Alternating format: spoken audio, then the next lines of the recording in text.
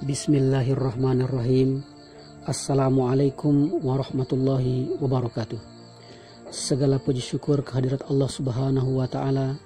Marilah kita iringi dengan salam dan salawat kepada Nabiullah Muhammad sallallahu alaihi wasallam. Anak-anakku yang dirahmati Allah Subhanahu wa Ta'ala, Rasulullah sallallahu alaihi wasallam sangat berlindung kepada Allah daripada sifat malas, karena bersamanya lahir keburukan-keburukan dalam kehidupan. Sifat malas akan melahirkan kebodohan, kemiskinan, keterbelakangan. Maka kita sebagai penuntut ilmu hendaklah menjauhi sifat tersebut dari diri kita. Rasulullah sallallahu alaihi wasallam bersabda, Anas bin Malik qala, kana Rasulullah sallallahu alaihi wasallam yata'awwadz min thaman, alham wal hazan wal ajaz wal kasal wal bukhl wal juban wa ghalabatid dain wa ghalabatil adu. Dari Anas bin Malik dia berkata, adalah Rasulullah Shallallahu Alaihi Wasallam berlindung dari 8 macam hal, yaitu kegelisahan, kesedihan, kesialan, kemalasan, kebakhilan, ketakutan, penagih hutang, dan ancaman musuh. Anak-anakku yang dirahmati Allah Subhanahu Wa Taala, ketahuilah bahwa Allah Subhanahu Wa Taala menciptakan tubuh kita untuk bergerak.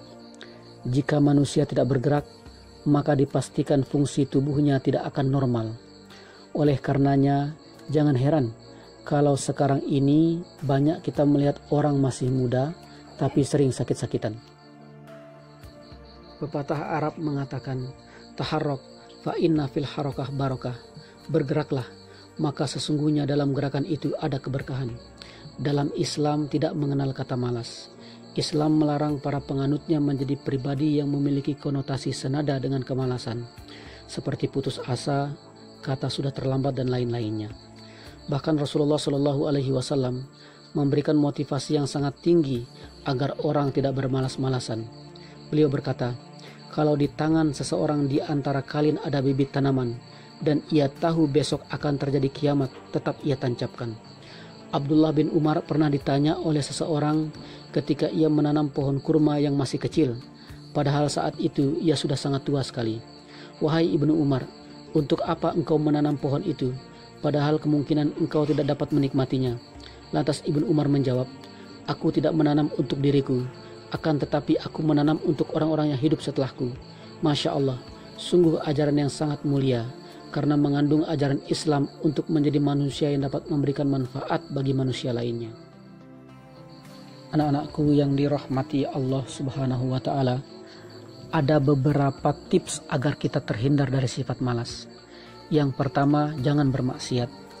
Diriwayatkan dari Abdullah bin Amr, Rasulullah Shallallahu Alaihi Wasallam bersabda, likulli amalin syirrah wa likulli syirrah fatrah, faman kanat fatratuhu ila sunnati faqad aflaha wa man kanat ila ghairi dzalika faqad halaka.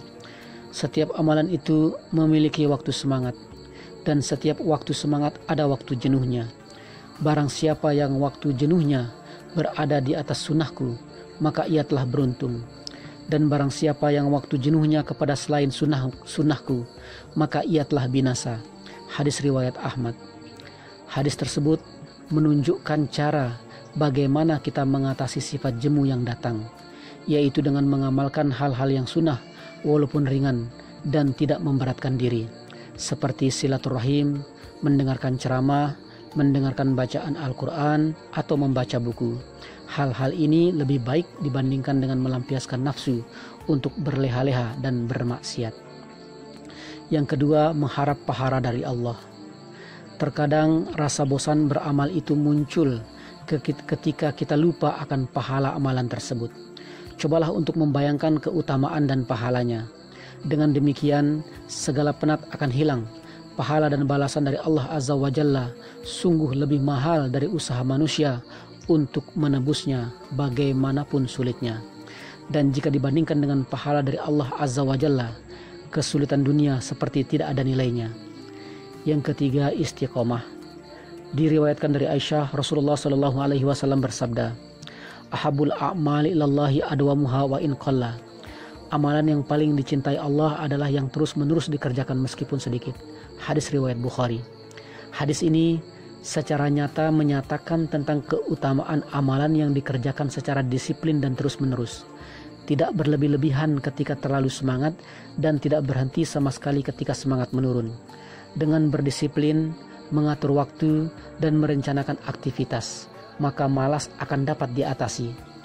Memprioritaskan kegiatan yang lebih penting daripada yang tidak penting, dan tentu saja menjaga kesinambungan dalam beramal. Hasan Al-Basri berkata, jika syaitan melihatmu konsisten melakukan ketaatan, dia akan menjauhimu. Namun jika syaitan melihatmu beramal, kemudian engkau meninggalkannya setelah itu, atau melakukannya sesekali saja, maka syaitan pun semakin tamak untuk menggodamu.